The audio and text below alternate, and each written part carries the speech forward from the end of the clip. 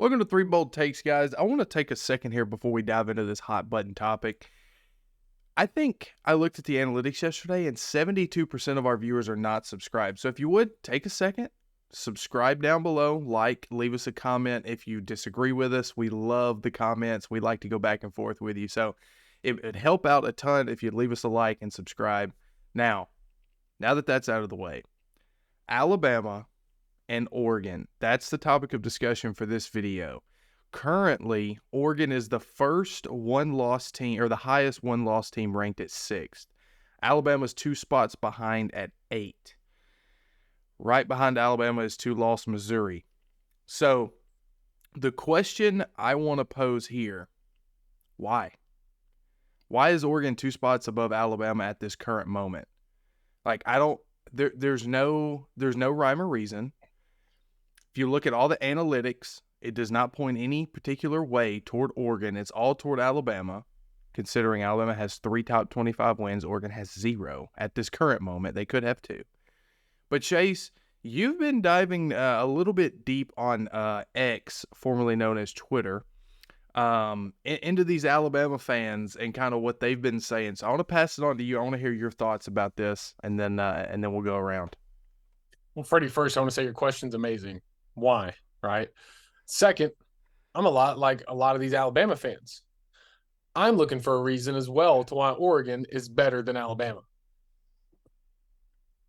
Now, personally, for me, I haven't found any, even using whatever that thing is. I forget the name of those. It's not a telescope. It's not a microscope. Magnifying glass. Magnifying glass. That's what it is. Sorry.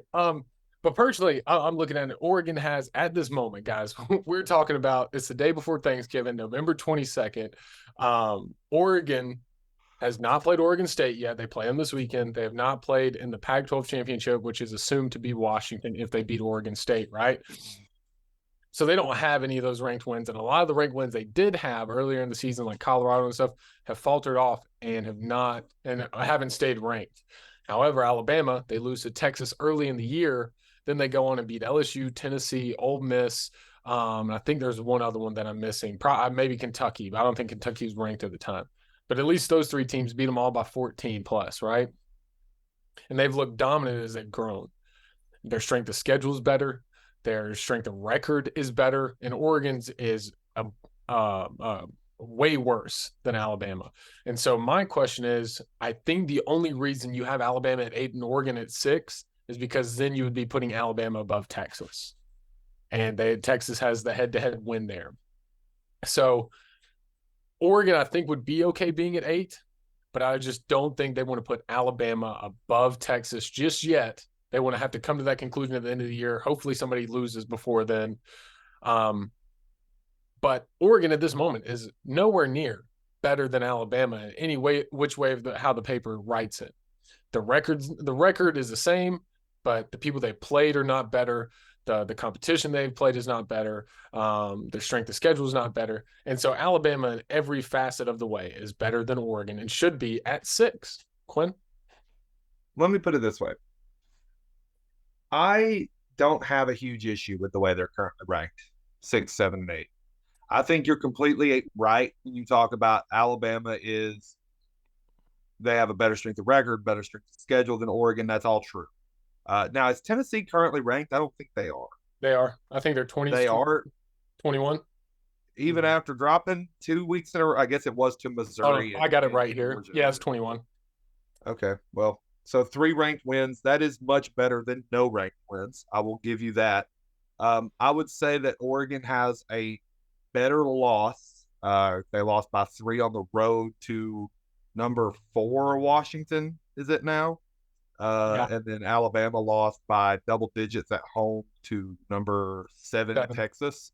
Mm-hmm. So that is a better loss in Oregon's book. The debate there is what's more important, better wins or better loss. I tend to side on better wins, especially when the losses are relevant. But that's ignoring the big crux of this. And the big crux of this is Texas exists as a one-loss team. And you're trying to play the politics of where to slot these teams right now. And what the committee's telling you is Texas is de facto going to stay ahead of Alabama no matter what. They have a head-to-head win. I have no issue with that line of thinking whatsoever. I think that is a justified line of thought. So here's these two. They take Oregon and they say, what are you relative to Texas? In this scenario, Alabama don't matter at all. We will stay below Texas as long as they have a tie record with us. They say Oregon is better than Texas. I agree with that. I know Texas has the big win against Alabama, but they have, what, 2 ranked wins? I think Kansas State and Alabama are their ranked wins. And they have a much worse loss than Oregon. And Oregon is much better than them on the eye test. So I have no problem with Oregon being above.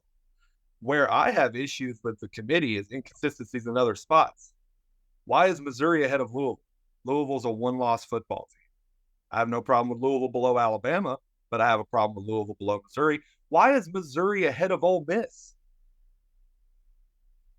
What's Missouri? They have 1 ranked win. Their best wins are their losses. Oh.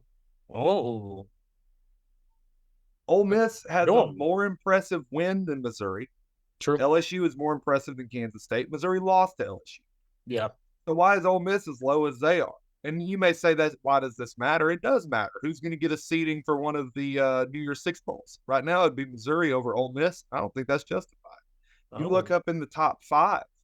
Why is Michigan ranked as high as they are?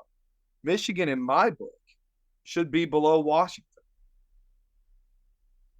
Now, I think Florida State rightfully should be number 5, but I think Washington has more impressive wins right now than Michigan does. Michigan has a win on the road against Penn State, who has 2 losses, and that's all they got. Washington has a win over Oregon and Oregon State. There's something to that. None of that's being like, there's no consistency right now in honoring strength of schedule whatsoever. I don't really think it falls as big of an issue in this whole Oregon-Alabama debate, but instead we should be looking at the committee and what is their rhyme or reason for anything. Because to me, what it looks like is they're just trying to make the game as big of a game as it can be for this Saturday, while leaving Georgia in their rightful spot of number 1. That's what that looks like. So those are really where I have my issues, more so than Alabama and Oregon slotting. I think that stuff will take care of itself by the end of the year. Yeah, but as of right now, you're looking at it, and the playoffs are coming out. You're okay with Oregon being above Alabama? I'm okay with it because I believe Alabama should be below Texas no matter what. So then I think you should rank the 1-loss teams relative to Texas, not relative to Alabama initially. Oregon, I say, is better than Texas, and I think it's a justified opinion. So Oregon, Texas, Bama. Now take your other 1-loss team, Louisville. I think Louisville is below Texas relative. So now compare them to Bama, in which I think all of them compared to Bama are lower based on strength of schedule and record. But head-to-head has to matter. Right. So that's why I have no issue with the way they're seated right now, personally. Well, I have issue with the fact that Louisville's below Missouri, but not that they're below the other 3. And I think that's part of the issue here is the inconsistency amongst the entire top 25. And that's why that it seems like every single week the committee seems to block Alabama from moving up. And I know it's because the other 2 teams are winning, but listen, if we're going to hold a game in week 2 in such high regard and just say screw the last 8 weeks and how you perform, then why do you even play, period? I mean, at this point, Alabama is playing better football than Texas, period. I don't care if they won in week 2. And I think that should matter a little bit more than a week 2 loss when you don't have your quarterback. Now, I'm an Alabama fan, so of course I'm going to say that. But if you really think about it, at the end of the year, teams go through phases, right? You could start off bad. You look at Oklahoma State. You got beat by South Alabama. Start off bad. We made a video on that about Gundy, how he should be fired. They've since turned it around. They beat Oklahoma. They're potentially heading to the Big 12 championship game. You look at Alabama. First 3 weeks of the year, well, really week 2 and week 3 was just atrocious, right? But then they figured it out, and each week they get better and better and better and better. And I think that means something. You know the saying, it's not how you start, it's how you finish. I think that applies here. Hey, And I think if you don't do that, then you're doing a disservice to the team that's playing better over the course of, the last 9 weeks. Now, you have 2 losses at the beginning of the year, that's different. But when you have 1 loss comparative to the rest of the field, you have to look at things other than just head-to-head to me. I think head-to-head does matter, but go ahead. I'll say this for Alabama fans that might be nervous. You still have the best win of possible left to get. You can still beat Georgia. That will be held in massive regard. At that point, I think it's basically impossible to keep you out of the playoff. The only way I see you getting left out at that point is if there's 3 undefeated teams and a 1-loss Texas. And even in that scenario, I think you could find yourself in over Florida State. But that's a whole nother discussion for another point in time. As of this moment, though, I have no issue. Well, I think it's just. I want to pose one more question, you guys, because I got to hear from you guys. You have Oregon at 6, right? Easily, you could have Texas at 6, Alabama at 7, and Oregon at 8 if you're going with the Texas one head-to-head, right? Does the committee keep Oregon there at 6 and Alabama at 8 past Texas? Because even if Alabama wins against Georgia in the SEC championship, that is going to be almost a mountain to climb to jump into the top 4 for Alabama. So basically, the committee keeping Alabama outside of the 4-team playoff. I don't think that's true at all. In fact, this is going to sound crazy. I think if Texas was to lose Saturday, Alabama would not only jump Texas because of Texas' loss, they would jump Oregon. And I know that sounds nuts because you think it makes their loss worse, and it does. But I think the whole reason that they're the way they are is the way I just described it, where they're viewing Alabama and Texas as a locked entity of Texas, Bama, and they're ranking everyone else around it. And I don't think that's fair, personally. That's a fair way to feel. And Chase, I have seen this question posed on Twitter or X by Alabama fans, or not really question, but this statement that the committee is basically telling you that it doesn't matter what Alabama does because of their ranking now, they're not getting in the playoffs. And Quinn, you said it, but once Quinn kind of explained it, I think it was in the last video or may have been off camera, about how there's so many games between teams that are ranked ahead of Alabama that it's actually an easier path if you just win your games. Like for the loser of the game, you have to have a lot to happen as a 1-loss team. For, let's just say a 1-loss Pac-12 runner-up, you got to have a lot to happen to still get in. But for Alabama, those teams that are ahead of you, they're going to get beat. Like there's three of them that, let's see, we have Ohio State, Michigan. One of those will get beat. And then you have Oregon and Washington. One of those will get beat. So that's 2 teams guaranteed that are going to lose. Now, who it is, that makes a difference. Well, and Georgia, because you have to win out to get in. And Georgia. So that's 3 teams ahead of you. Which then puts you at 5. So then you have to look at the head-to-head, and then you have to look at the other teams. But again, we said this in the other video. All these Alabama fans, and I'm right there with you. I think Alabama should be ranked above Oregon and above Texas. But you win the SEC championship game, you're in the playoff.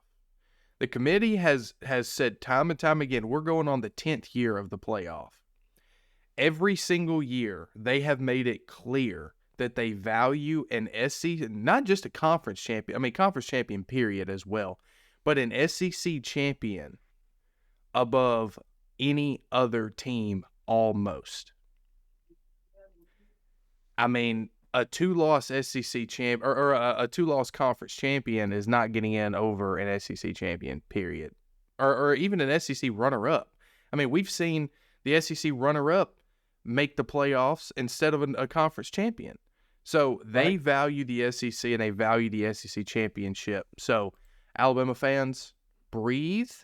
I'm telling myself this: breathe. You beat Auburn and you beat Georgia, you're winning the national championship. Yeah,